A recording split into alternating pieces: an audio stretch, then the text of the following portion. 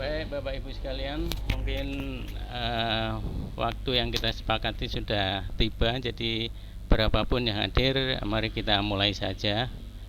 Mudah-mudahan apa yang kita rencanakan bisa berjalan dengan lancar. Dan untuk itu ada baiknya kita mulai acara ini dengan berdoa terlebih dahulu. Berdoa menurut agama dan kepercayaannya masing-masing dimulai.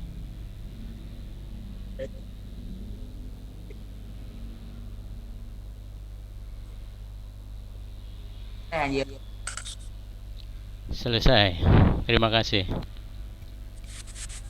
Baik, Bapak Ibu sekalian, tentunya pertama-tama saya ucapkan terima kasih pada Bapak Ibu sekalian yang telah hadir pada hari ini, bisa meluangkan waktu di akhir pekan ini. Ya, mungkin kehadiran ini hanya beberapa persen ya dari jumlah peserta di dalam grup ini. Mungkin nanti kita polling saja ya, barangkali ini terkait dengan waktu pelaksanaan ya, kita pakai di hari Sabtu jam 7:30, mungkin banyak teman-teman yang berhalangan. Mungkin nantilah di grup ya, di grup kita sepakati aja untuk seminar lagi itu hari dan waktu atau jam berapa sebaiknya, supaya teman-teman yang lain bisa hadir lebih banyak.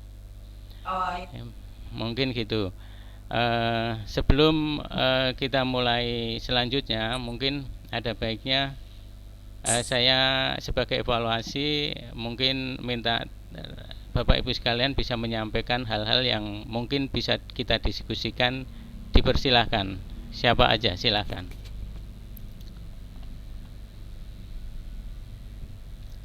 Terkait dengan apa yang sudah kita yang sudah saya sampaikan di minggu-minggu lalu, semua itu harusnya dipraktekkan ya, dipraktekkan setiap hari agar kita bisa merasakan hal-hal yang sebagai efek ya, sebagai efek dari latihan-latihan kita, terutama untuk yang terkait dengan senyum ya, dan napas mocopat atau napas oksigen. Itu merupakan tindakan atau kegiatan kunci ya dalam aktivitas gelombang theta ini. Yang lainnya bolehlah sekali-sekali, tapi yang untuk senyum dan napas mocopat itu sebaiknya sehari, bukan sehari sekali ya. Tiap bangun tidur lah, mau tidur pagi, tidur siang, tidur sore, apa saja silahkan itu dilakukan dengan sebaik-baiknya. Silakan rekan-rekan, barangkali ada yang perlu didiskusikan atau barangkali mau menceritakan pengalamannya terkait dengan melaksanakan aktivitas-aktivitas yang sudah kita pelajari. Dipersilahkan, silakan. Bu Leni barangkali. Assalamualaikum warahmatullahi wabarakatuh. Waalaikumsalam warahmatullahi wabarakatuh. Sedikit Pak. Ya. Senyum sama nafas. Itu 2 minggu ya, lebih dari 2 minggu. Lebih 2 minggu, mungkin 3 sampai hampir 4 mingguan lah ya. Iya. Itu yang saya rasakan dari minggu yang lalu sampai sekarang ini, rasanya lebih lebih apa Bu? Yang untuk anak tenang. Lebih apa Bu? Oh, rasanya gimana? Lebih tenang. Kalau tenang itu kan berarti semuanya jadi enteng ya, ringan semuanya ditangani ya, apapun itu. Iya betul. Betul ya. Iya. Terus untuk napas di awal-awal saya coba itu agak mual. Kok suaranya putus-putus ya? Ya, jauh mungkin ya Pak di Tangerang. Iya jauh. Gimana Bu? Silakan dilanjut. Ya, untuk napas itu Pak, di awal-awal itu saya merasakan semua. Oh ya. Tapi setelah saya telah terus, Heeh. saya pernah bilang ya untuk minggu yang lalu, apakah ini bisa menyembuhkan Iya. penyakit gitu ya. Iya, iya. Alhamdulillah untuk ini saya merasakan nyaman gitu. Tadi kan saya Nyaman. punya lambung gitu. Iya. Alhamdulillah Sudah enggak lagi? nyambung di lambungnya enggak. Udah enggak? Alhamdulillah itu. Alhamdulillah. Bisa, Bu. Kalau kita Alhamdulillah sudah enggak pernah. Alhamdulillah. Iya, iya, alhamdulillah. Jadi memang bisa Iya. untuk menyembuhkan gangguan-gangguan di badan kita ya. Terutama kalau kita sudah bisa mengenali mengenali tanda theta yang ada pada diri kita ya. Nanti kita bisa kita manfaatkan untuk menangani gangguan-gangguan di diri kita. Artinya Bu Leni sudah bisa melakukan itu ya. Betul. Dan hasilnya sudah dirasakan. Alhamdulillah. Ya. Jadi begitu Bapak Ibu sekalian ya, ini pengalaman dari Bu Leni yang sudah bisa masuk di theta, sudah bisa mengenali tanda tetanya dan dimanfaatkan untuk menyembuhkan apa yang dirasakan tidak enak atau sakit pada tubuhnya. Dia punya gangguan lambung dan sekarang sudah terasa nyaman. Jadi banyak sebenarnya manfaat-manfaat yang bisa kita pakai ya dalam memanfaatkan gelombang theta ini. Rekan-rekan sekalian yang lain barangkali silakan kalau ada pengalaman atau ada yang mau didiskusikan, mari.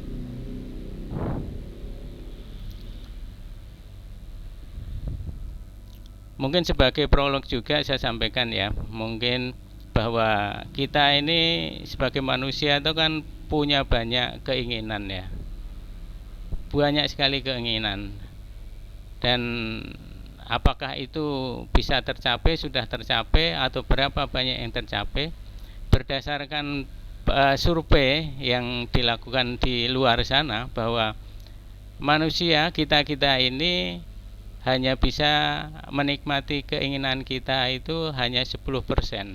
Jadi 10% dari keinginan kita inilah yang bisa kita rasakan, bisa kita dapatkan gitu ya. Itu berdasarkan survei. Tapi kita juga nggak tahu ya. Mungkin bisa dicek sendiri. Kira-kira Bapak Ibu sekalian itu punya keinginan apa saja yang sudah terrealisasi, yang sudah terlaksana itu berapa? Apakah benar hanya 10% gitu ya? Nah, tentunya dengan keinginan yang hanya bisa dirasakan 10% itu, tentunya kan banyak keinginan-keinginan yang tidak tercapai ya. Nah, kalau tidak tercapai, tentunya ini merupakan potensi negatif yang akan dirasakan oleh Bapak Ibu sekalian. Karena tidak tercapai mungkin bisa jadi gelisah, cemas, stres itu ya. Nah, itu potensinya 90%. Kecuali kalau kita bisa menangani itu.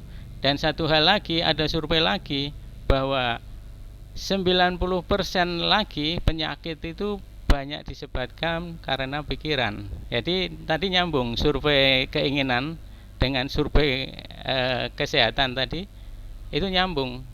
Jadi kalau tadi keinginan hanya bisa dicapai 10%, 90%-nya tidak rata-rata tidak bisa dicapai, dan 90% itu merupakan potensi masalah, dan potensi masalah ini ada di pikiran tentunya, yang bisa menyebabkan gangguan pada tubuh atau badan kita. Nah, tentunya hal-hal seperti ini, apalagi kondisi seperti sekarang ini di mana banyak di antara kita ini yang terpuruk karena kondisi pandemi ya, baik yang pengusaha dan lain-lainnya lah ya, tentunya merasakan kondisi-kondisi akibat pandemi ini yang tentunya mengerus kondisi ekonomi, yang menyebabkan kita harus banyak berpikir, menjadi beban pikiran untuk mengatasi problem-problem yang dirasakan di saat pandemi ini. Nah, tentunya ini jadi pembelajaran gelombang theta ini tidak lain adalah untuk bisa mengatasi ya masalah-masalah seperti itu yang menyebabkan kita gelisah, kita cemas, kita stres dan sebagainya. Itu minimal seperti itu bisa diatasi dengan kita belajar gelombang theta ini. Tapi perlu saya sampaikan lagi bahwa apa yang kita ajarkan, apa yang kita dapatkan informasi di sini harus Bapak Ibu praktekkan. Jadi di sini apa yang saya sampaikan ini bukan sekedar untuk diketahui ya, tapi untuk dipraktekkan. Kalau Bapak Ibu tidak mempraktekkan, Bapak Ibu tidak akan merasakan apa-apa. Jadi nantinya itu jadi ya hambar begitu saja ya, pengetahuan hilang-hilang. Tapi kalau Bapak Ibu mempraktekkan ya, terutama di di yang menjadi inti dari kegiatan ini yaitu di pertama, yaitu yang menu masih diranjang, yaitu senyum pada saat bangun tidur dan napas mocopat. Itu harus dipraktekkan tiap hari. Kalau yang lainnya ya sesuai dengan kondisi lah ya. Tapi kalau yang senyum dan napas mocopat itu harus dipraktekkan setiap hari. Saya sampaikan bahwa dalam melakukan kegiatan ini tidak usah berharap apa-apa, tidak usah berpikiran apa-apa, lakukan saja. Mudah-mudahan dengan cara bodoh seperti itu kita bisa mendapatkan efek-efek positif dari apa yang kita lakukan. Karena kalau Bapak Ibu ada yang belum bisa merasakan, sementara teman-teman yang lain kan sudah pada bisa merasakan. Artinya ada sesuatu yang harus diperbaiki dari niatnya. Niatnya diperbaiki mungkin, atau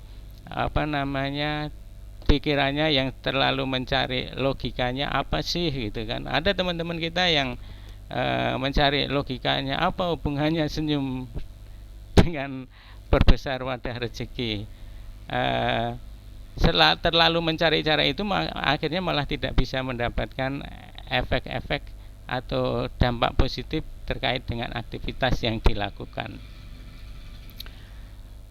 Mungkin itu ya sebagai prolognya. Teman-teman silakan jadi dipraktekkan apa yang didapat di sini dalam pembelajaran ini, dipraktekkan ya, jangan hanya sebagai pengetahuan. Sayang sekali kalau tidak mempraktekkan. Ya. Ini di Ibu Nuraida bertanya, Pak, kalau punya trauma bisa tidak dengan memanfaatkan gelombang theta? Bisa Ibu, bisa. Jadi kalau Bu Nuraida kan untuk senyum sudah merasakan efeknya ya. Ya silahkan itu dimanfaatkan untuk traumanya apa gitu kan. Setelah masuk di gelombang theta itu, rasa ketenangan ibu bisa ngerasain tandanya. Nah, panggil kembali tandanya itu sehingga ketenangan ibu rasakan kembali. Terus niatkan untuk menghilangkan trauma-trauma apapun. Itu Ibu. Mungkin itu, silakan Bapak Ibu yang lain yang ada mau disampaikan. Mudah-mudahan ini bermanfaat. Tapi itu ya, jadi yang saya sampaikan ini tolong dipraktekkan. Kalau Bapak Ibu tidak mempraktekkan, tidak merasakan apa-apa. Ya. Praktekkan saja. Jalani saja. Silakan, ada yang mau disampaikan? Pak Zul, gimana Pak Zul?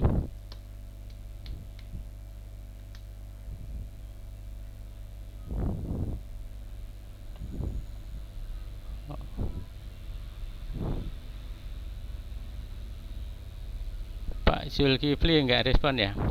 Pak Ahmad Basir, gimana Pak Ahmad Basir?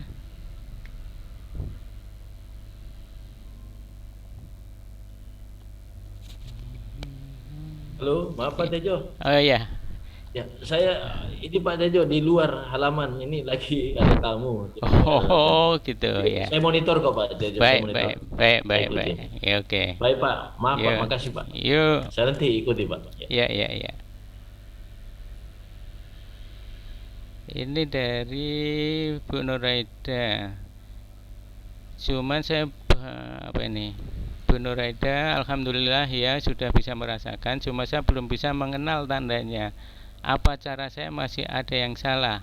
Apa senyumnya harus buka mata Anda?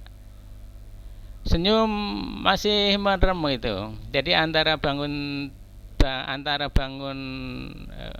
antara sadar bangun dan melek itu samar-samar aja. Jadi tidak mesti buka mata.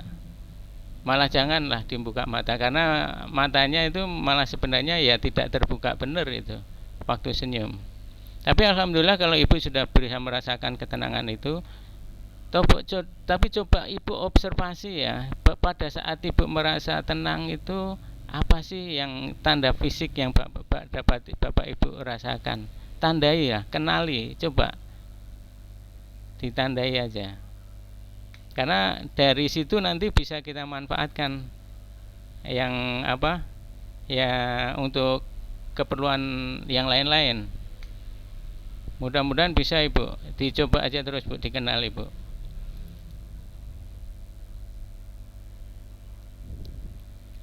Ya, jadi tidak perlu harus buka mata dulu. Nanti kalau buka mata keterusan malah sudah masuk ke beta, jadi sudah sadar benar.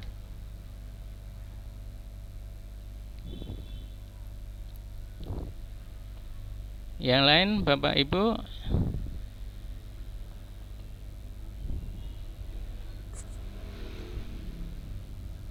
Tidak ada? Ya, saya ingatkan kembali ya. Jadi apa yang saya sampaikan, apa yang kita pelajari, dapatkan di sini sekali lagi dipraktekkan.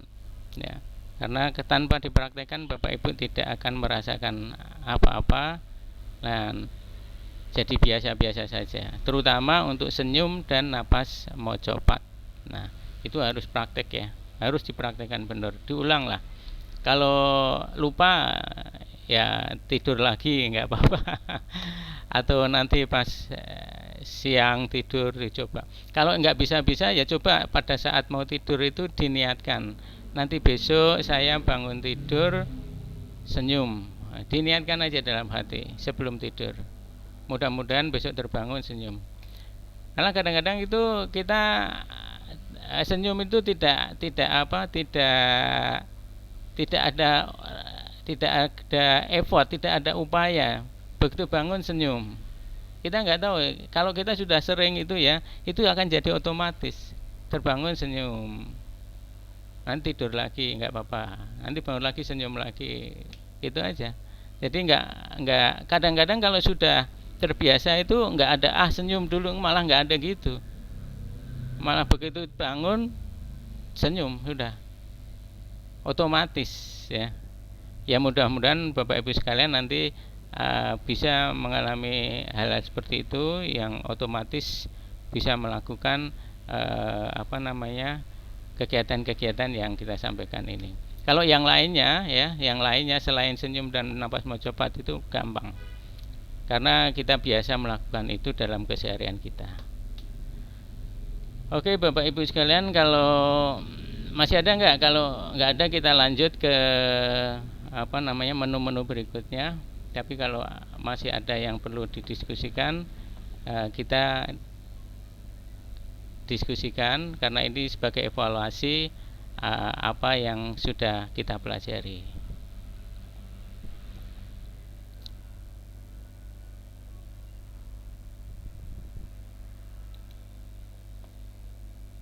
Kalau nggak ada, kita langsung ke ini aja, ke materi menu berikutnya.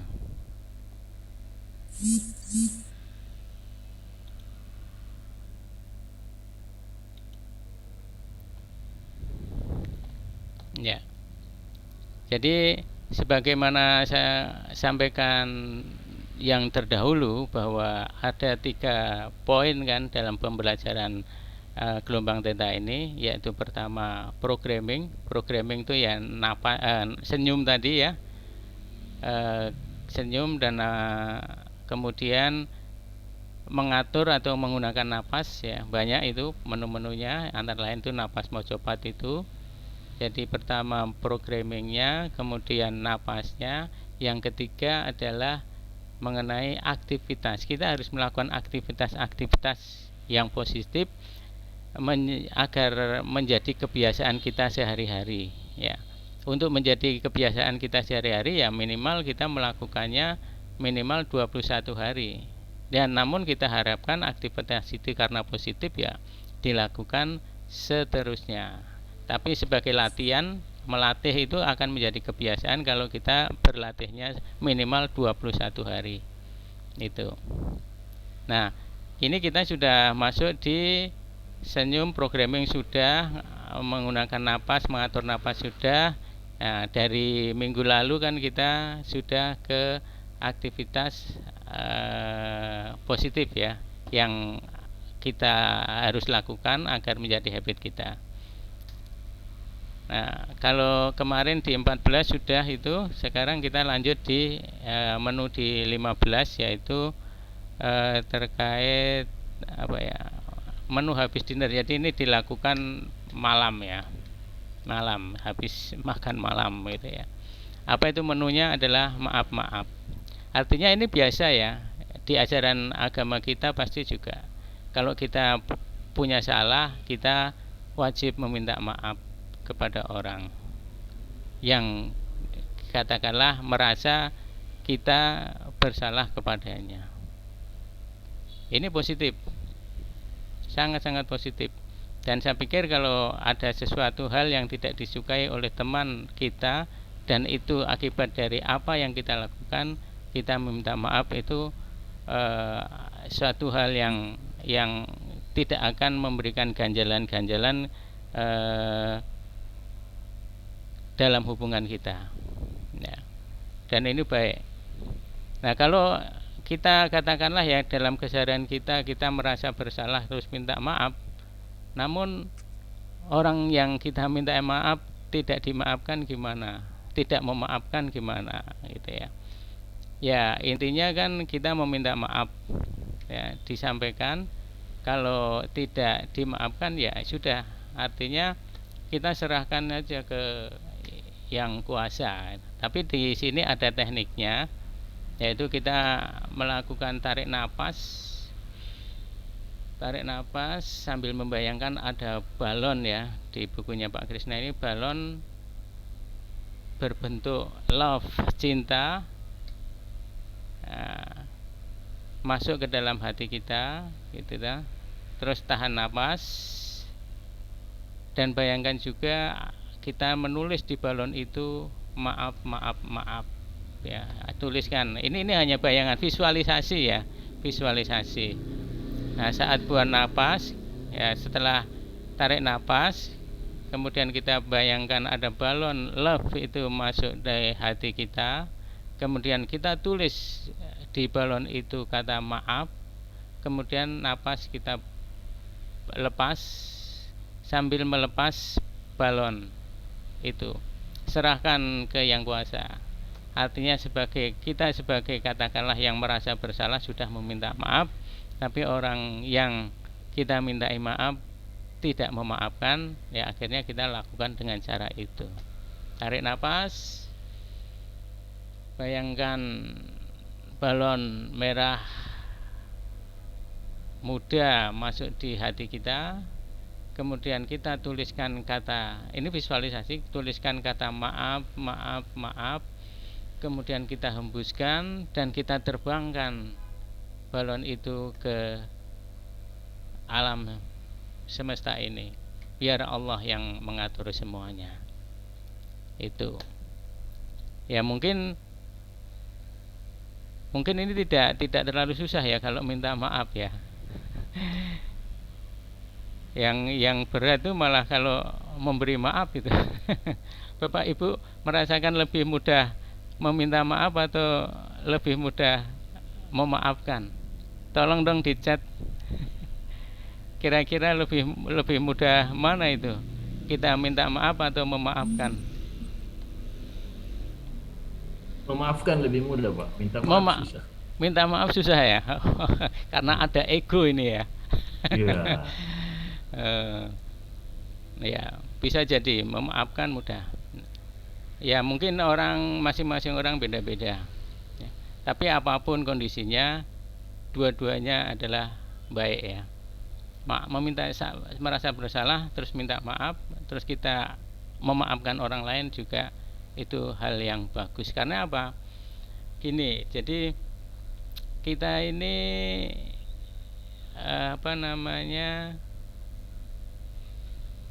kalau di ajaran agama Islam itu kan itu disampaikan, lupa saya ya, surat Al-Fajr kalau nggak salah ayat 27 itu yang menyampaikan bahwa Allah mengundang, hei jiwa yang tenang, masuklah kamu ke dalam surgaku, kalau nggak salah, kira-kira seperti itu. Jadi yang dipanggil itu jiwa yang tenang. Jiwa yang tenang itu jiwa yang seperti apa? Jiwa yang sudah lepas, tidak ada ikatan-ikatan di dunia ya. Kalau kita katakanlah ada ikatan dalam bentuk apa? Kita dendam sama orang, kita dendam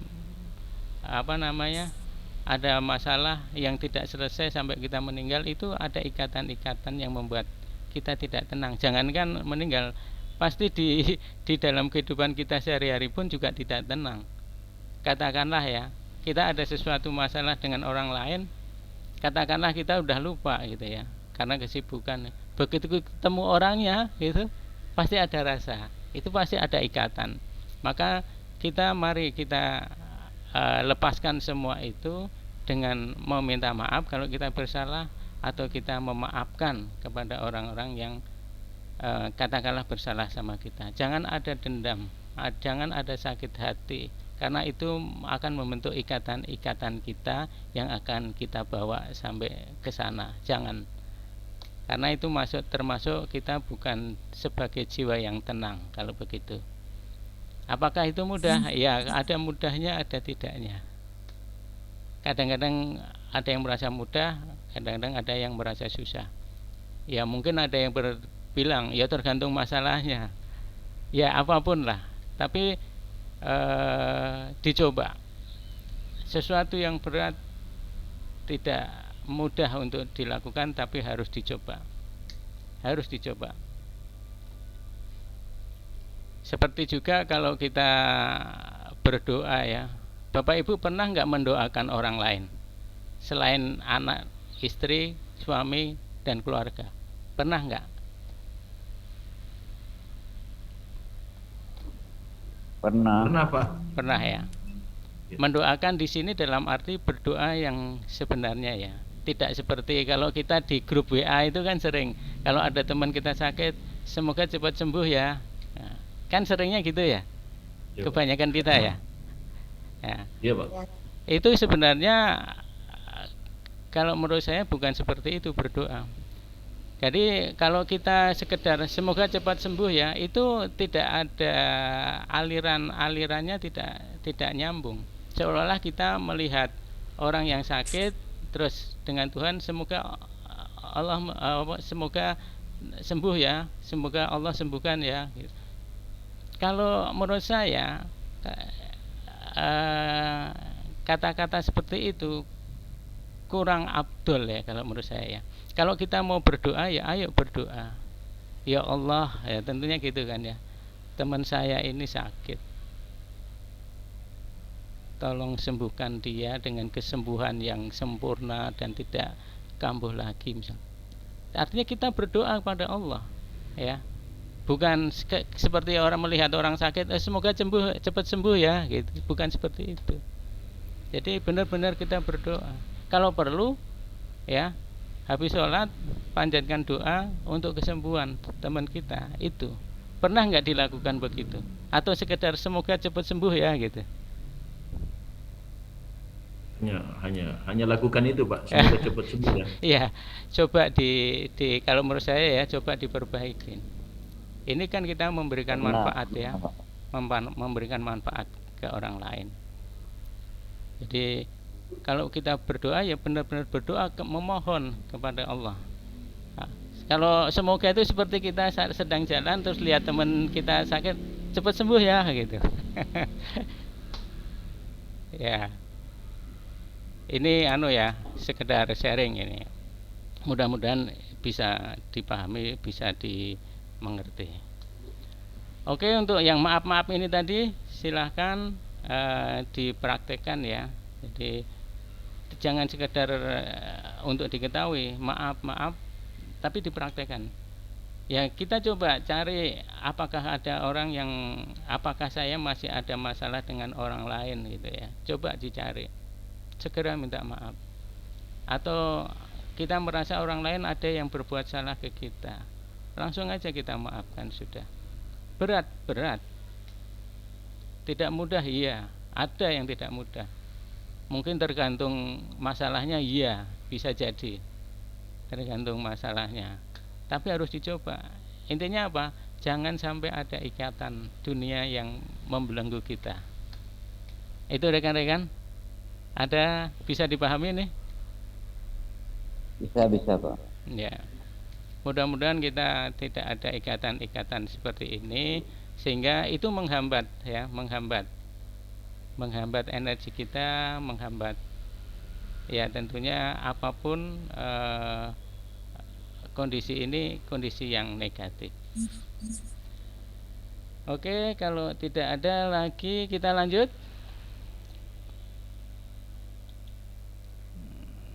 Lanjut Pak. Ya. Oh, ini judulnya kan bagus-bagus ya. Untuk menu yang ke-16 tuh haha huhu gitu. Jadi sebentar kita lihatkan dulu. Yang ke-16 ini menunya yaitu haha huhu Jadi kita menggunakan getaran-getaran suara kita untuk sebagai penyembuh ya, di sini disampaikan di bukunya. Izinkan getaranmu jadi penyembuh yang merontokkan getaran luka yang menempel di hatimu selama ini. Jadi ini untuk membersihkan diri ya, membersihkan diri kita dari hal-hal yang negatif juga ya. Caranya gimana? Pertama, ambil posisi nyaman. Nyaman itu bisa duduk ya, bisa juga duduk di kursi, bisa juga di lantai bersila. Tentunya kita rilekskan kondisi kita, jangan tegang ya, jangan tegang. Terus tarik nafas, pejamkan mata, lalu bunyikan itu ha hu hem ya. Jadi pertama ha dulu. Misalnya gini, tarik nafas panjang tuh, tarik nafas panjang. Terus keluarnya tuh dibunyikan kata-kata ha tadi.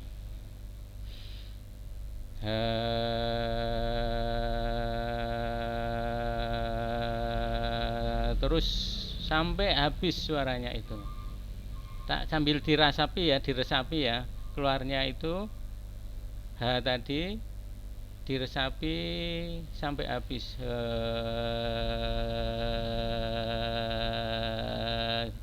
Sambil diresapi apa yang terjadi gitu ya, apa yang kita rasakan nantinya, itu H. Kemudian kalau sudah, lakukan lagi, tarik nafas lagi, keluarkan suara hu sampai habis gitu ya. Ya, kalau sudah yang hem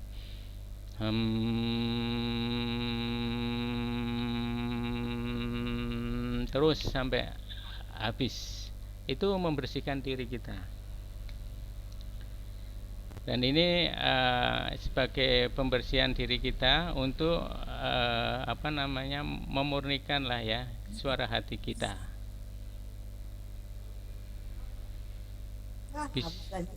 Bisa dipahami Bapak Ibu? Saya kira mudah ya. Ya, nanti efeknya Bapak Ibu rasain sendiri. Apa yang kita latih ini nanti itu banyak efeknya ya. Bisa jadi suara hati kita sendiri gini, mungkin saya tanya, Bapak Ibu selama ini dalam beraktivitas itu pasti banyak menggunakan pikiran kita ya. Pikiran kita kebanyakan kita gunakan untuk itu. Pernah nggak Bapak Ibu memanfaatkan suara hati dalam melakukan aktivitas?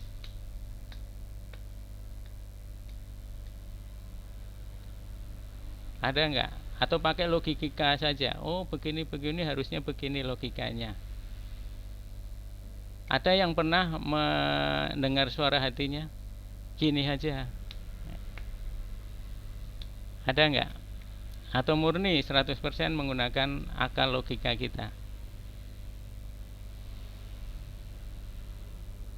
Jadi sekali-sekali Bapak Ibu sekalian, kalau memang sering menggunakan logika kita, sekali-sekali coba dengarkan suara hati kita, ya. Misalnya ini, tiba-tiba kok dalam kondisi tertentu, tiba-tiba kok saya teringat seseorang ya. Nggak ada apa, nggak ada angin, nggak ada hujan, tiba-tiba kok teringat seseorang. Kalau bisa dihubungi, langsung hubungi. Ada apa? Mungkin ada sesuatu yang terkait dengan kita, memerlukan pertolongan kita, dicoba. Jadi mulai sekarang cobalah ya, dengarkan suara hati kita dan latih getaran-getaran suara ini untuk kemurnian pembersihan hati kita. Mudah-mudahan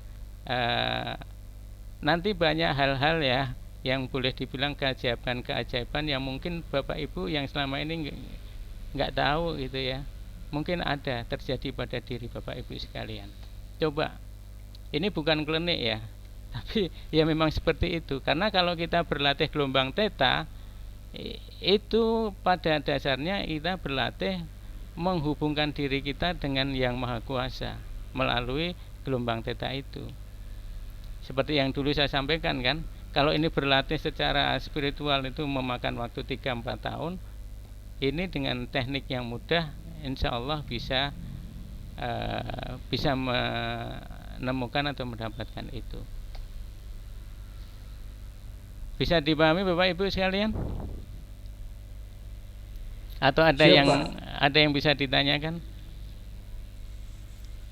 Malah gini, ada informasi terbaru itu, kalau sudah benar-benar masuk ke gelombang theta dan itu menjadi kebiasaan sehari-hari, kita itu diharapkan tidak boleh ngomong sembarangan, karena bisa terjadi kita nggak boleh berpikiran sembarangan, boleh jadi terjadi ya. Kalau benar-benar Bapak Ibu sudah masuk di sini, di gelombang theta ini, karena gelombang theta adalah keterhubungan kita dengan Yang Maha Kuasa, maka apa yang kita katakan, apa yang kita pikirkan itu akan bisa menjadi nyata. Itu. Oke, Bapak Ibu, kalau tidak ada yang perlu didiskusikan, tapi nanti dicoba ya, harus dicoba ini. Semua apa yang kita sampaikan itu harus dicoba, dilatih ya, dilatih. Karena kalau tidak dilatih ya seperti tadi saya bilang, tidak bisa merasakan apapun efeknya.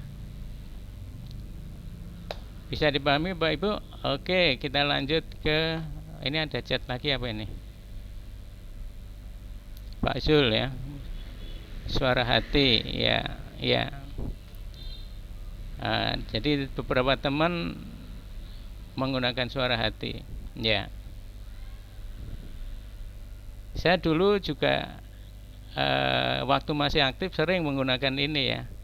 Saya dulu aktif di bekerja itu banyak, karena saya bekerja banyak berhubungan dengan orang ya, artinya saya ngelola SDM. Jadi banyak saya juga menggunakan ini. Jadi saya itu terus terang, mungkin kalau di kantor itu ada sistem ya, sistem yang mengelola SDM macam-macam lah ya yang harus kita ikuti. Tapi saya perlu tambahan untuk bisa mengenali orang. Saya ketemu orang kadang-kadang terus terang aja. Saya melihat orangnya aja, cara jalannya, lihat wajahnya, saya tahu orang ini nggak bisa cocok di sini, saya bisa gitu ya.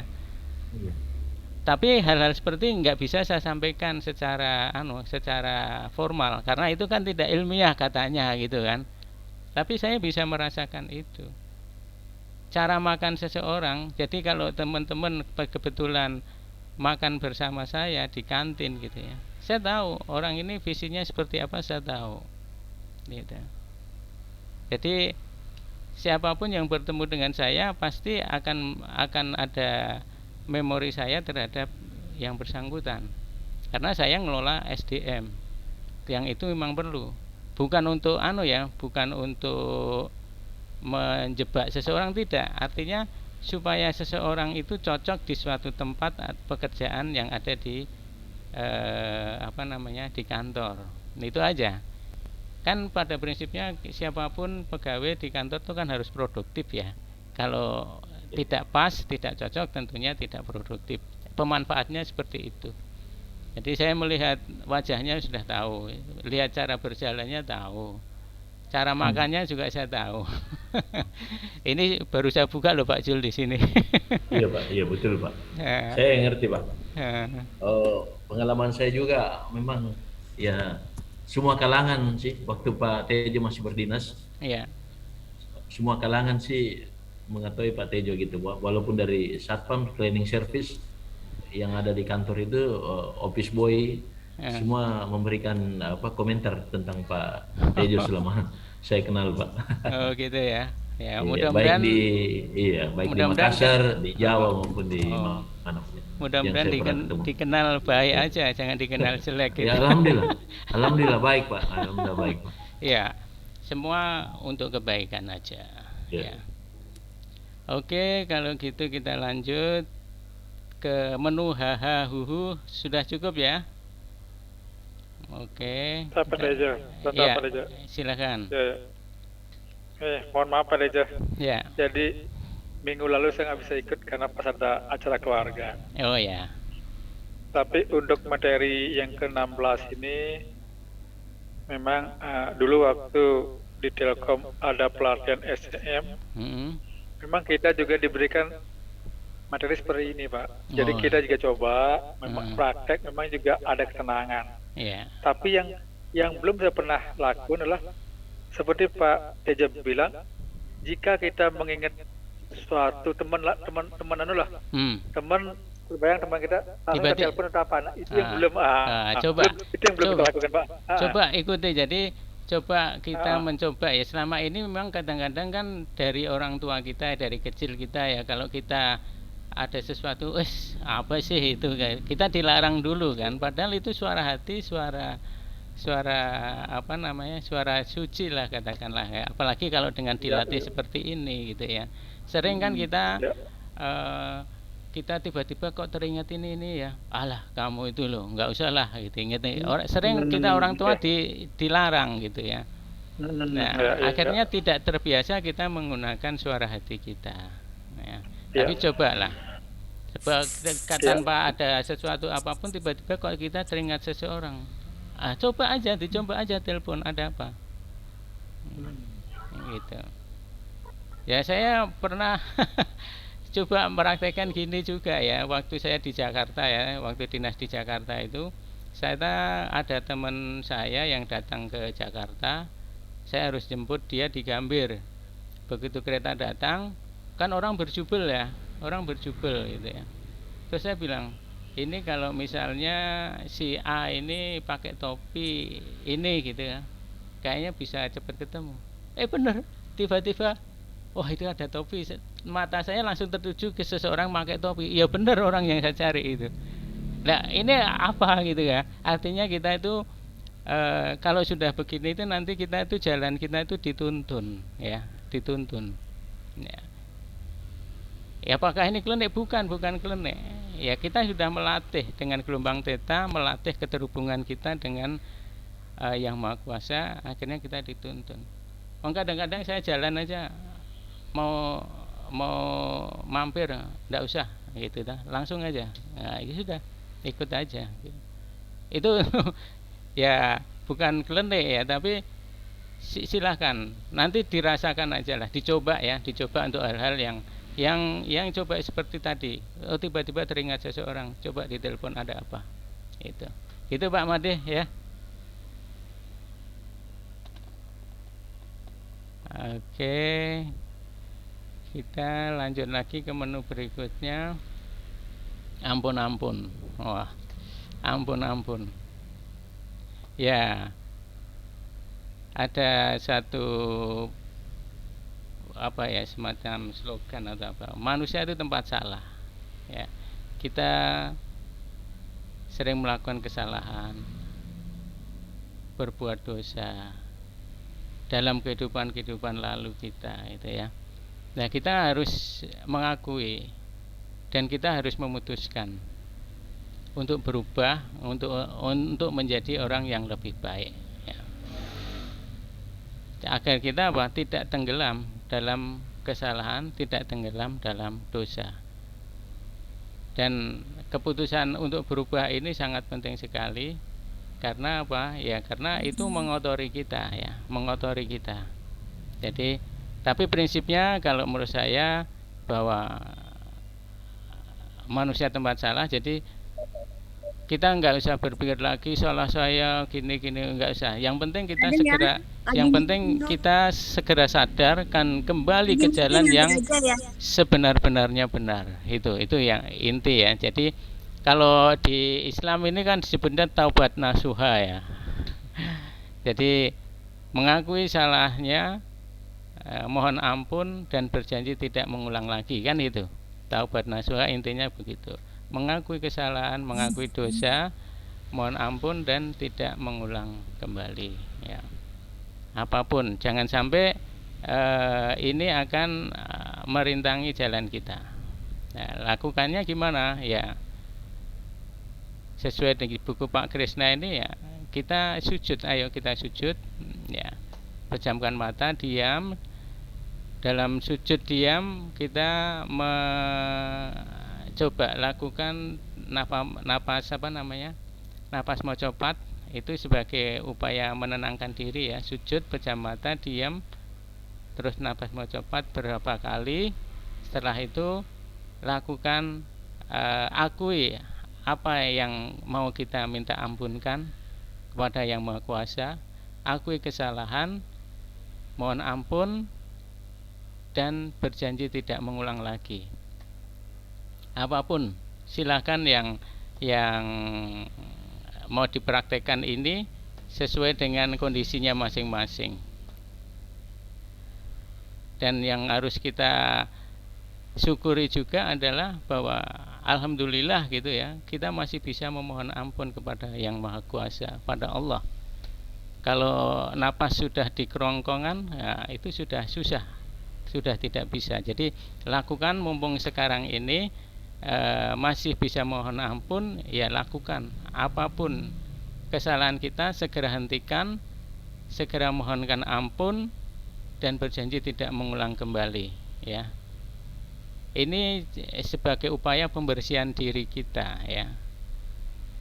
Jadi ada janji yang tidak akan mengulang lagi. Nah, ini taubatan nasuha kalau muslim itu. Ya, ini saya pikir jelas.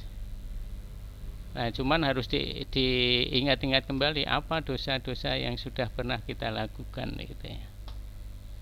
Supaya ini tidak merintangi kehidupan kita, tidak mengotori lagi kehidupan kita dan tidak menjadi merintangi juga kehidupan nanti kita.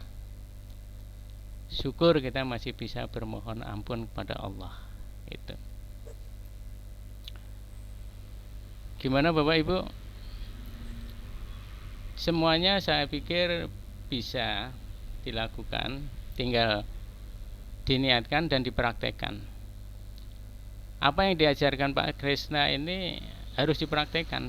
Seperti tadi saya sampaikan, kalau Bapak Ibu tidak mempraktekkan, tidak akan merasakan apapun. Jadi ini bukan sekedar untuk diketahui, tapi dipraktekkan. Mulai dari mulai dari senyum, ngatur napas sampai aktivitas-aktivitas ini lakukan. Dan ini kan sifatnya pribadi ya. Dari tadi kan sifatnya pribadi itu. dari yang ke 15, 16, 17 pribadi, diri kita sendiri. Karena ini akan membersihkan kita. Karena apa? Karena dosa itu salah satu yang menghambat rezeki kita. Makanya kalau melakukan kesalahan dosa, ya segera bertobat, akui kesalahannya dan berjanji tidak akan mengulang kembali. Lakukan dengan tindakan. Gitu Bapak Ibu. Ada yang perlu didiskusikan? Mohon izin bertanya Bapak. Ya. Untuk ampun-ampun, di situ ada unsur sujud. Ya. Ya. Saya bertanya, karena ampun-ampun ini memang sebaiknya harus dilaksanakan kapan saja, di mana saja, termasuk ketika sekarang ini saya berada. Suaranya putus-putus Bu Tiah ya. Berada di warung lalapan saya. Iya, iya. Impossible bagi saya diam bernapas di malam hari di kamar. Artinya di tempat manapun saja Pak. Apa bisa melakukannya tanpa sujud tapi hanya. Iya. Iya. Ya kalau kita di kamar sendiri sebaiknya ya seperti kondisi seperti ini Bu yang disampaikan dengan sujud ya. Tapi bisa jadi kalau di luar gitu kita juga bisa melakukan ya. Tapi kalau di luar gitu kan kelihatan orang tidak ya gimana ya, nanti ada sesuatu timbul persepsi apa. Silahkan, tidak apa-apa.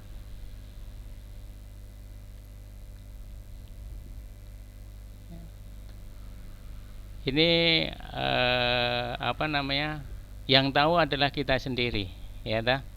Apa kesalahan kita, apa yang kita minta ampunkan, itu kita sendiri. Mau dilakukan sesuai dengan petunjuk di Pak Krisna ini, lakukan dengan sujud ya, tentunya itu di kamar ya. Nah, kalau mau dilakukan di luar ya, tentunya kalau dilihat sujud mungkin orang menganggap aneh atau apa ya, janganlah. Jangan sampai orang lain berpersepsi yang tidak-tidak. Itu aja Bu. Ya. Oke, yang lain barangkali. Jadi karena kita ingin, jadi apa yang kita pelajari gini, kita adalah untuk membentuk diri kita menjadi orang baru dengan kebiasaan baru ya. Jadi apa yang diajarkan, apa yang didapat di sini dipraktekin. Praktekin minimal 21 hari melakukan ini. Ya, minimal. Lebih bagus lagi, lebih lama lagi. Dan ini menjadi kebiasaan kita sehari-hari. Akhirnya apa? Ya kita jadi permanen nanti. Ya, gelombang theta kita itu iramanya permanen dalam kehidupan kita. Dan itu akan mudah-mudahan bisa menjadi kita lebih nyaman, lebih akan mendapatkan kemudahan-kemudahan. Apa itu? Ya nanti rasain sendiri gitu. Mudah-mudahan itu bermanfaat, dan saya yakin itu bermanfaat. Kalau dari satu aja senyum itu bisa dapat, sudah enaknya bukan main gitu. Apalagi diikuti yang lain-lain kan gitu. Itu.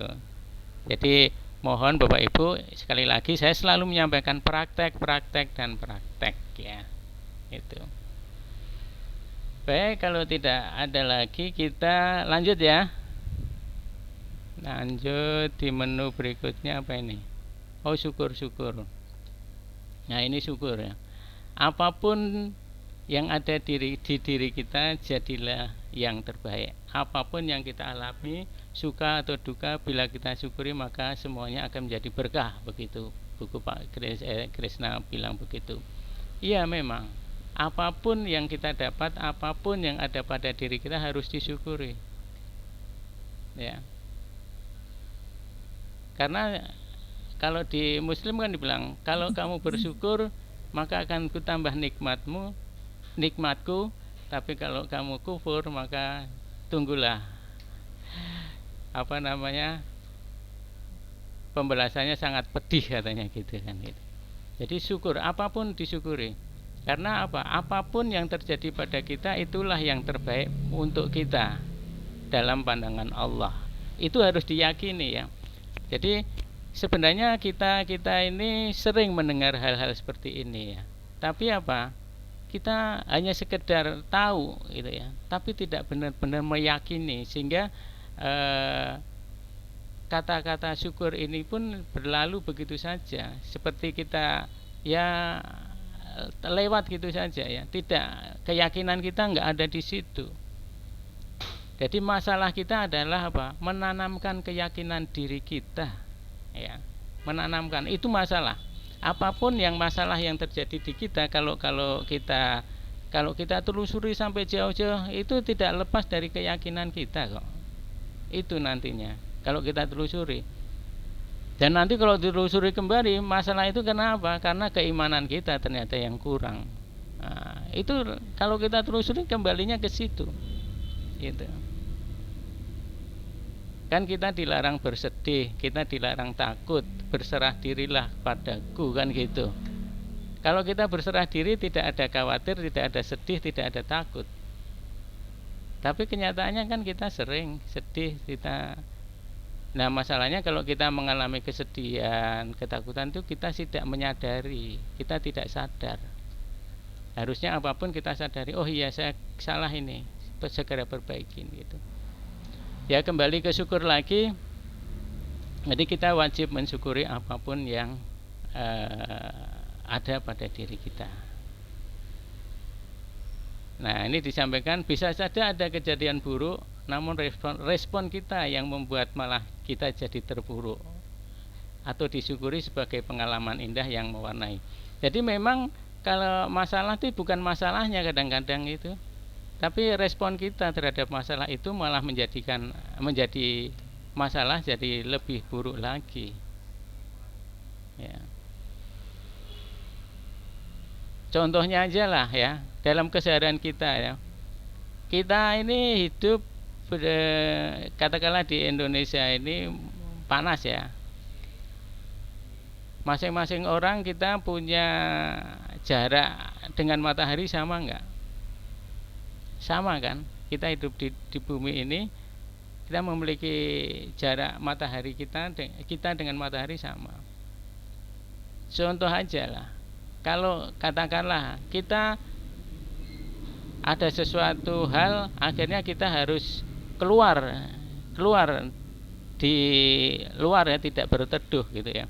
Katakanlah kalau orang di kantor lah, tiba-tiba kita disuruh katakanlah upacara di kantor siang hari gitu, apel gitu. Dari katakanlah sekian ratus orang, apakah semua sama responnya terhadap matahari yang menyengat kita? Tidak. Ada yang merasa wah nyaman, alhamdulillah dari tadi di ruangan terus dingin karena AC, ini dapat matahari. Tapi sebagian lain, aduh gimana ini nanti kulit saya, wajah saya, kan gitu. Jadi sebenarnya kita mendapatkan matahari itu panasnya sama, tapi responnya beda-beda.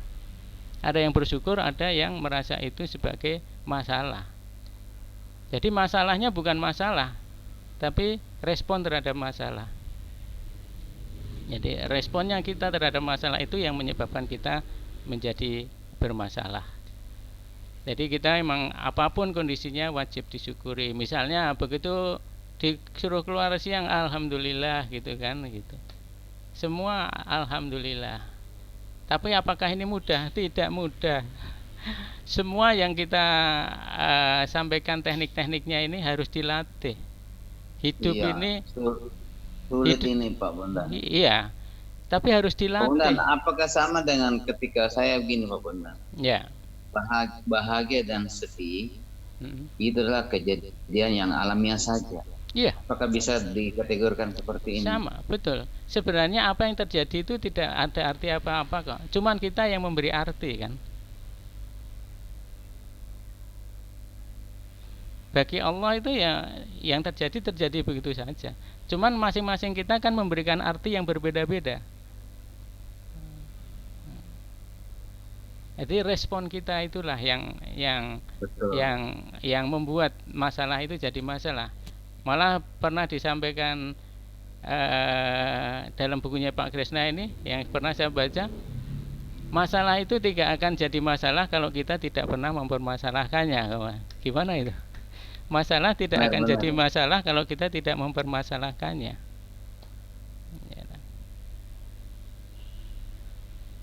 Ya itu tadi contohnya kalau matahari. Kalau kita menganggap itu masalah ya masalah. Kalau kita menganggap itu tidak masalah ya tidak masalah. Semua tergantung kita. Jadi kalau pertanyaannya berikutnya, sebenarnya masalah ada enggak? Relatif, tergantung orangnya. Gitu. Oke, kembali ke syukur lagi.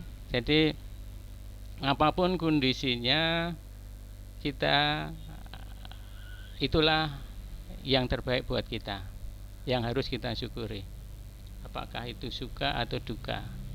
Meskipun itu susah ya, tapi harus dilatih itu ya. Saya itu walaupun duka harus disyukuri, Pak Wandani. Jadi artinya kondisi itu kan itu yang terbaik buat kita dalam pandangan Allah. Kita nggak tahu, gitu kan? Kita kan nggak tahu. Kayak kalau Muslim kan di Al-Baqarah 216 kan bunyi begitu. Tapi kan ada juga, kalau kau syukuri, aku akan nambahkan. Nah, misalnya duka kita syukuri, berarti nambah juga nanti dukanya. Bukan begitu. Artinya begitu, ya? Kelapangan hatinya itu akan jadi besar gitu. Jadi duka itu kan persepsi sebenarnya, suka juga persepsi kita gitu. Iya toh? Duka, suka itu kan persepsi kita. Betul. Iya toh? Kita yang membuat persepsi kita. Sekarang gini adalah contoh ya. Kalau misalnya Bapak dicaci maki sama Bapak orang asli Makassar ya? Bugis, Pak. Oh, Bugis. Nah, Bapak tahu bahasa Madura enggak? Dikit. Yang Bapak enggak tahu bahasa apa? Kalau katakanlah ya, Bapak dicaci maki, waktu ngomongnya sudah gak karuan, tapi menggunakan bahasa yang Bapak nggak ngerti artinya. Kira-kira Bapak marah nggak? Sedih nggak? Oh iya, pernah saya alami tuh, Pak. Saya semester 3, saya dimarahi pakai bahasa Inggris. Tahu nggak artinya? Saya nggak paham. Teman saya bilang begini, wih, kamu dimarahi sama dosen tadi tuh, dimarahi ya? Artinya apa? Artinya ya itu kan olah hati pikiran kita sendiri. Ya, meskipun itu caci maki, kalau kita nggak ngerti kan kita nggak marah, nggak sedih kan? Kan gitu. Jadi semuanya sebenarnya biasa saja, cuman pikiran kita yang memberikan persepsi-persepsi tertentu sehingga kita terbawa dalam perasaan kita. Itu. Ya, kembali ke lapang dada ya, Pak. Iya, gitu, Pak. Jadi apapun, kembali lagi, apapun harus kita syukuri. Ya. Apapun harus kita syukuri. Kalau saya mempersepsikan kadang-kadang kalau kita punya penghasilan 100 gitu ya, terus kita merencanakan pengeluaran sampai 150 atau sampai 300, itu kalau menurut saya itu tidak bersyukur gitu loh.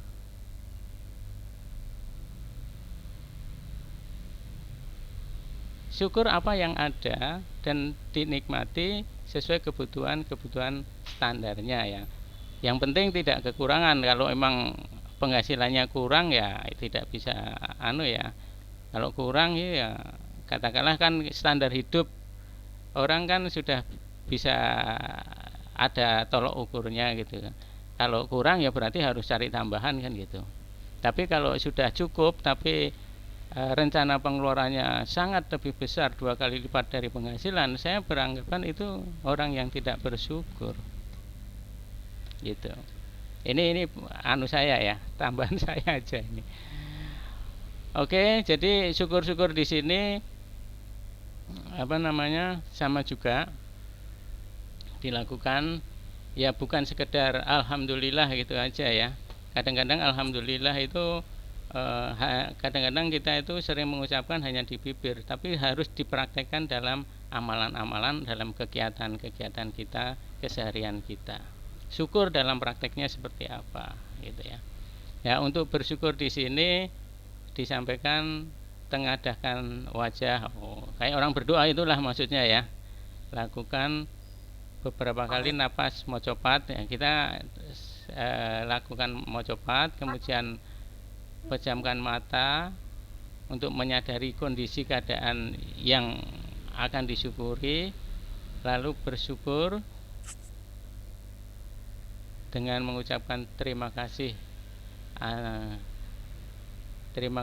atas apa yang akan disyukuri gitu ya.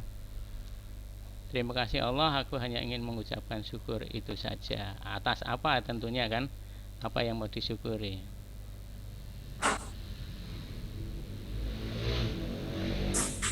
Sebenarnya artinya syukur di sini memang harus dipraktekkan. Syukur dipraktekkan, bukan sekedar diucapkan. Sebenarnya amalia syukur itu banyak sekali. Nah, seperti yang saya sampaikan tadi, misalnya kita buat perencanaan yang melebihi dari kapasitas yang kita miliki, itu sebagai wujud tidak syukurnya kita terhadap kondisi yang ada. Kecuali kalau memang kurang ya, berarti harus mencari tambahan-tambahan untuk mencukupi kekurangan tersebut. Gitu Bapak Ibu sekalian, mudah-mudahan bisa dipahami. Mudah-mudahan bisa ya. Ya, saya itu syukur ikhlas itu harus jadi kita ya. Harus jadi pedoman dalam kehidupan kita. Karena kuncinya memang di situ kok.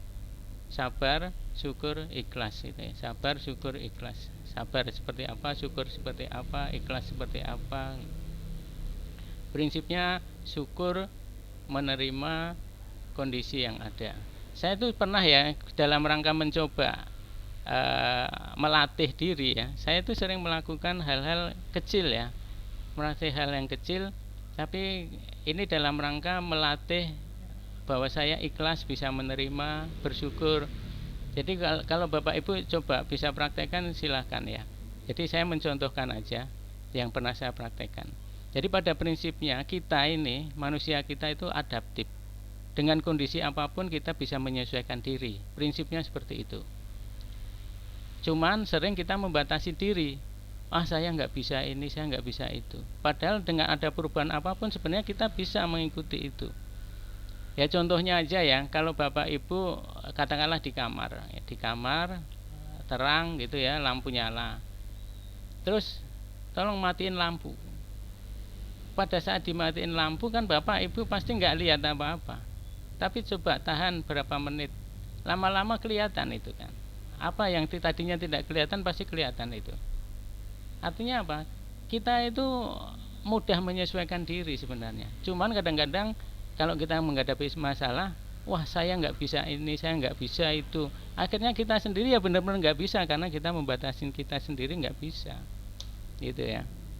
Nah, saya pernah untuk melakukan latihan-latihan kecil ya. Saya waktu di kantor dulu ya, saya itu sengaja tidak ada AC tapi saya matiin. Panas. Tapi saya berdiam diri di situ.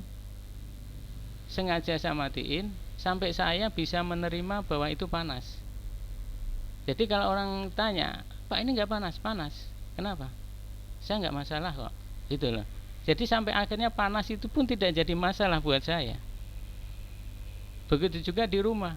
Kalau saya tidur, saya matiin AC. Anak-anak saya tanya, "Nggak panas, Pak?" "Panas." "Kenapa?" "Loh kok bisa tidur?" "Loh saya nggak mempermasalahkan panas." Gitu. Jadi semua dari kita. Kalau kita membatasi diri kita, ya terbataslah kita. Gitu ya. Malah yang ekstrim lagi, saya dulu pernah saya itu kena asam urat ya. Pernah saya itu sakit kaki saya. Saya sengaja tidak minum obat, saya nggak mau minum obat. Saya syukuri sakit itu. Namanya latihan ya. Jadi dari pagi saya itu nggak minum obat, saya hanya minumnya air putih aja. Nah, suatu saat dari pagi, siang, sore, habis maghrib itu sakitnya memuncak. Saya nggak tahan, baru saya minum obat. Nah, ini namanya latihan ya. Sepanjang kita masih kuat, kita tahan dengan secara alami. Tapi begitu tidak tahan ya, namanya latihan ya, kita berhenti dulu ya. Nah, tentunya dalam hidup ini banyak masalah-masalah lain yang kita perlu berlatih. Jadi hidup ini perlu keterampilan. Kalau kita tidak terampil, kita salah, yaitu tadi bahwa 90% sakit kita itu dari pikiran kita. Dan 90% keinginan kita itu menjadi potensi diri kita stres. Dan stres itu menimbulkan sakit. Ya, itu perlu dilatih. Tidak mudah, ya. Saya akui tidak mudah. Tapi harus dilatih. Harus kita sadari dan harus kita latih. Oke, Bapak Ibu, terkait dengan syukur gitu Bapak Ibu. Jadi apapun yang ada pada diri kita, mari kita syukuri agar kita nyaman-nyaman saja dan tidak menjadikan masalah apapun yang ada pada diri kita. Tentunya ini akan berdampak positif pada kehidupan kita. Mudah-mudahan dengan begitu kita bisa berjalan nyaman menjalani kehidupan ini. Itu Pak Ibu ya. Mudah-mudahan bisa dipahami. Oke, kita lanjut ke ini menu yang sementara ini ya, sampai ini yang putih-putih ini. Nah, ini tadi yang disampaikan, hidup itu sangat sederhana tapi sering kita membuat menjadi rumit. Kita sendiri yang bikin rumit ya. Ya seperti tadi yang disampaikan kan, kita itu adaptif terhadap kondisi apapun, cuman kita sering membatasi diri. Hidup sederhana tapi sering kita membuat rumit. Karena apa? Ya karena kita punya keinginan. Keinginan kita itu yang harus dikendalikan, harus terkendali. Kalau tidak akan menjadi susah kita. Ya. Karena memang itulah, kalau kemarin kita sampaikan di awal ya, pernah nggak ya saya sampaikan ya, bahwa ibaratnya atau kalau kita hidup itu kan ada akal, angan-angan, nafsu, hati dan jasad kita kan. Nah, kita dikendalikan oleh apa? Akal, angan-angan, nafsu itu banyak muncul keinginan-keinginan kita. Kalau itu tidak terkendali atau bahkan itu mengendalikan hidup kita, wah itu akan jadi repot kita.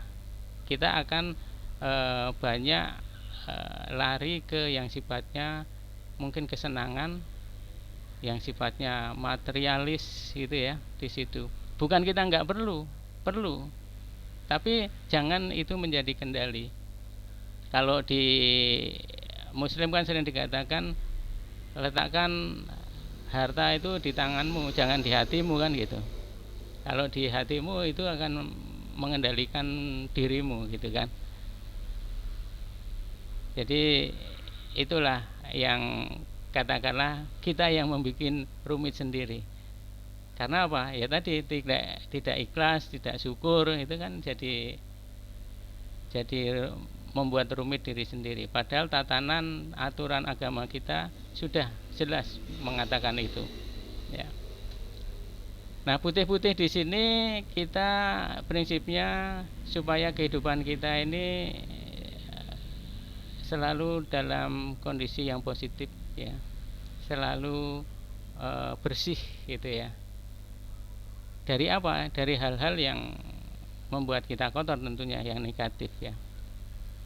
Nah, di sini disebutkan ini dilakukan kalau kita mau tidur ini ya. Mau tidur.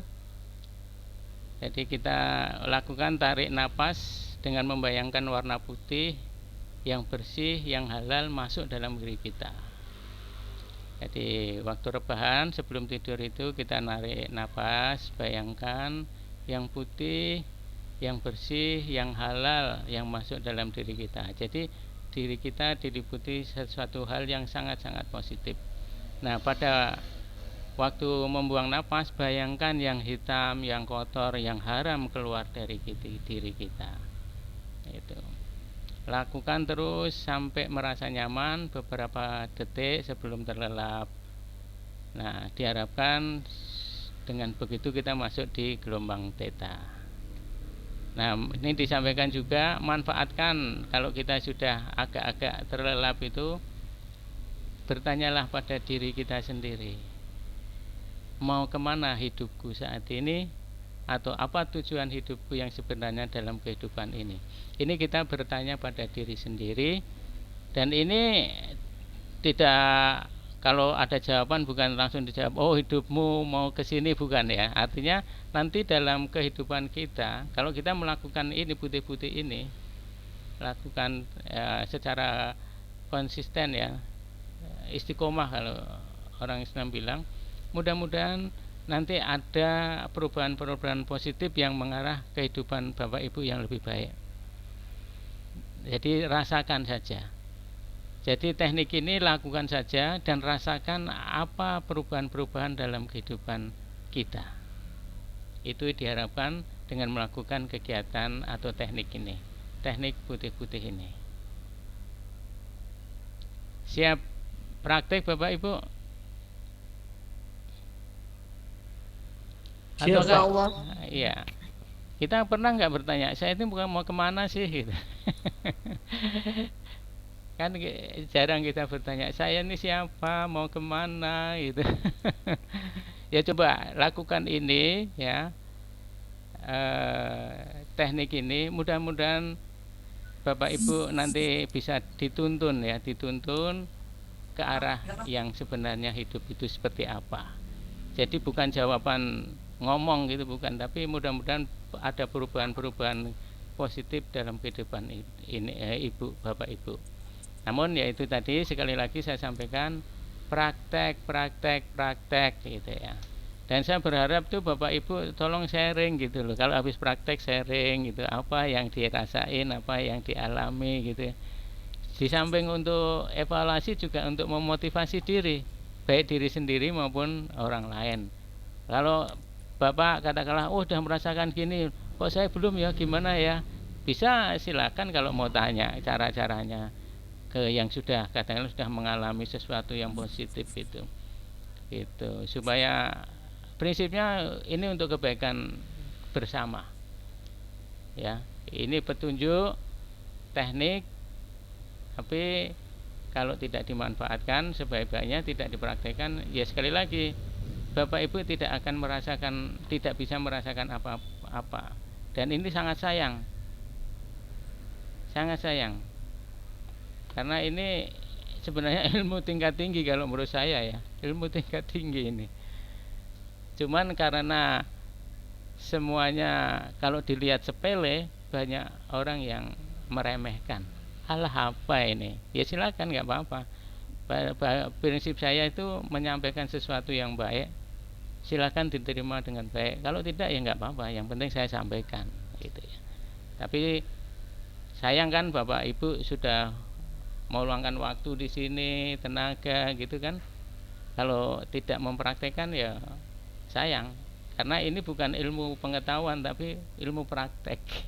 Ilmu yang harus dipraktekkan. Nah, itu Bapak Ibu sekalian, mudah-mudahan ini bermanfaat buat kita semua. Saya sendiri juga masih belajar Bapak Ibu ya. Saya belajar. Gitu. Tapi ya itu harus diulang-ulang gitu. Oke, itu aja Bapak Ibu sekalian, mudah-mudahan ini bermanfaat bagi kita semua. Mudah-mudahan ini memberikan pencerahan pada kita semua dan bermanfaat untuk kehidupan kita yang lebih baik nantinya. Amin. Amin. Makasih Pak Tejo. Ya, kalau ada yang mau ditanya silahkan, kasih waktu 5 menit. Kalau tidak ada ya nanti kita close, mudah-mudahan bermanfaat. Pak Tejo. Ya. Ya, saya sharing aja Pak Tejo, mau sharing aja sedikit untuk. Setelah saya lihat ini beberapa mulai dari ini Pak, yang pertama itu dari teknik tulis 11 sampai dengan yang 19 putih-putih ini, itu gini Pak, dulu pernah saya ikut lama sekali, udah waktu di tempat tugas sih, tapi karena dulu kan saya masih masuk kantor itu Pak, masih zaman engkol. Ada salah satu di Catel gitu Pak. Itu nggak ada kerjaan lagi kalau siang sore sampai malam. Jadi ikut itu ada ini kayak sampai ini kayak tingkatan itu loh Pak, di Ma'rifat gitu. Tapi itu sulit Pak. Saya tidak sampai situ. Saya tidak sampai. Saya lihat ini Pak cara-caranya gitu. Tapi sulit sekali Pak. Akhirnya saya tidak jadi. Ikut-ikut aja tapi tidak dapat apa-apa. Saya berhenti Pak. Mungkin begitu. Di sini saya baru ngerti dikit nih Pak Tejo jelaskan. Karena makanya, di sana tingkat bahasa maupun tingkat gerakan itu beda. Saya sampaikan di awal kan sebenarnya ini ilmu tingkat tinggi itu ya. Kalau ini dijalani pakai jalur spiritual itu kan sangat memang susah dipahami, tapi memerlukan upaya yang tekun dan istiqomah gitu ya. Nah ini saya kenapa mau ikut menyebarkan ini, karena ini tekniknya sederhana gitu loh. Di jalur spiritual saya juga ikuti gitu ya. Di jalur ini kok mudah, makanya saya ini bagus ini. Tekniknya sangat-sangat sederhana. Makanya sangat disayangkan ya kalau disia-siakan gitulah ya. Kalau orang yang sudah tahu, wah ini bagus gitu loh. Tapi kalau orang yang nggak ngerti apa ini senyum-senyum, malah saya kan ada teman-teman saya udah senyum Pak tapi nggak ada apa-apanya gitu. Ya sudah, ya saya cuma bilang ya alhamdulillah kalau gitu. Saya mau ngomong apa lagi. Jadi kalau responnya respon semacam orang yang apatis itu ya sudah. Tapi saya tidak menolak. Kalau mau ikut silakan gitu. Ini ilmu tingkat tinggi Pak, bener. Makanya poin-poinnya tadi adalah ketersambungan kita dengan ilahi, dengan Allah itu. Jadi makanya kalau nanti sudah benar-benar bisa masuk, jangan heran kalau apa yang Bapak tiba-tiba inginkan itu loh kok bisa ya gitu. Kan sering kita mesti ada yang pernah mengalami ya, pengalaman-pengalaman. Kita tiba-tiba kok pikiran saya menuju kepada sesuatu benda misalnya mobil gitu. Loh nggak berapa lama kok saya juga bisa punya ini gitu loh. Kita nggak tahu itu. Tapi kalau Bapak Ibu terlatih dengan ini nanti mudah-mudahan kemudahan bisa diraih. Mudah-mudahan insya Allah tidak ada yang tidak mungkin kalau Allah menghendaki, dan kita ada keterhubungan kita dengan Allah secara istiqomah ya. Dan kita dalam bersih-bersih diri kita memang benar-benar bersih ya. Tentunya manusia tidak luput dari salah, tapi silakan membersihkan diri dengan memohon ampun dan berjanji tidak mengulangi lagi. Itu aja yang mudah-mudahan itu bisa terjadi pada diri kita semua. Oke Bapak Ibu sekalian, mungkin itu saja yang bisa saya sampaikan pada malam hari ini. Mudah-mudahan itu bermanfaat bagi kita semua. Amin. Amin. Ya. Baik, kalau tidak ada hal lagi maka saya akhiri. Assalamualaikum warahmatullahi wabarakatuh. Waalaikumsalam warahmatullahi wabarakatuh.